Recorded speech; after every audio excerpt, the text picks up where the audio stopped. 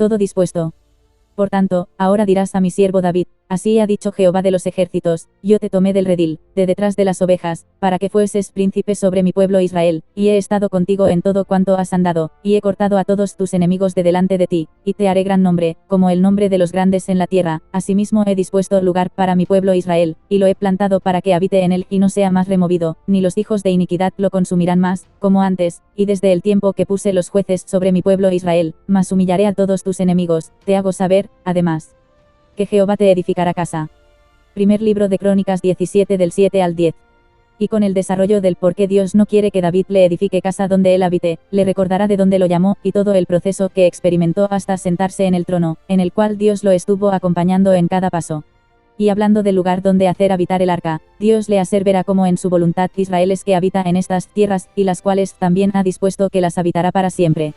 Y como punto al desarrollo, Dios le hace una promesa diciéndole que no será David, sino Dios el que le edificará casa a este. Y con todo esto Dios le está diciendo que no necesita que el hombre se preocupe por el bienestar del Creador, sino más bien acepte y confíe en que en él está todo dispuesto, siendo que al hombre le es dado a creer, aceptar y esperar en su perfecta y santa voluntad. Dios creó al hombre con libertad de escoger, pero en cuanto al plan eterno de salvación Dios no ha dejado cabo suelto, siendo que aún el hombre decida lo que decida, su plan nunca se va a ver frustrado. Porque Dios en su omnisciencia puede usar la propia elección humana en favor de su plan, del mismo modo que usó la envidia de los hermanos de José para que éste llegara a gobernar en Egipto para asegurar la subsistencia de Israel en tiempos de hambrunas. Tampoco fue nada improvisado que Jesús fuera traicionado y entregado a los romanos para acabar muriendo en la cruz del Calvario, porque precisamente a eso vino a nacer según todo lo indicado por los profetas y en los salmos. Pero a veces pensamos que Dios necesita que le demos una ayudita para cumplir su voluntad decretiva sobre la tierra, cuando lo cierto es que no nos necesita para nada, ya que Él es todopoderoso. Por lo que la realidad es que Él nos permite servirle y hacernos partícipes de su obra por amor a nosotros, a sí mismo, y para su gloria y honra. En la historia de Israel han habido varios casos registrados en los que alguien pensó estar ayudando a Dios con sus aportes o a causa de su razonamiento humano. Y en primer vistazo bíblico nos puede venir a la mente Sara, quien habiendo escuchado de la promesa de Dios a Abraham sobre su descendencia, y ella siendo anciana y estéril, le pareció que la única forma de que esa promesa se cumpliera era dando su esclava a su marido para que tuviera un hijo con ella, y de ahí la descendencia prometida. Pero Sara se equivocó, pues el niño que nació de su esclava no era quien Dios había prometido, sino un niño que le había de nacer a ella, el cual nació y se llamó Isaac.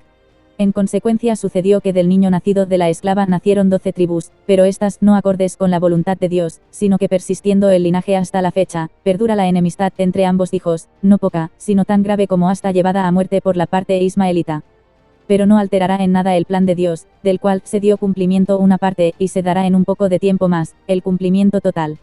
En lo cumplido, Dios Padre entregó a su Hijo quien, habiéndose despojado a sí mismo de su gloria, vino a nacer como hombre y a vivir como tal, pero sin pecado. Y en su impecabilidad entregóse a muerte por manos romanas en la cruz del Calvario, muerte totalmente planificada desde la eternidad, y en calidad de pago por el pecado del hombre, luego de 3 días sepultado, resucitó, anulando con ella a la acción de la muerte y abriéndonos el acceso al perdón y a la vida eterna. Después de 40 días con sus discípulos, y en su cuerpo resucitado, ascendió a la diestra del Padre, en donde aguarda el momento en que ha de volver en culminación de su plan eterno, en todo su poder y su gloria.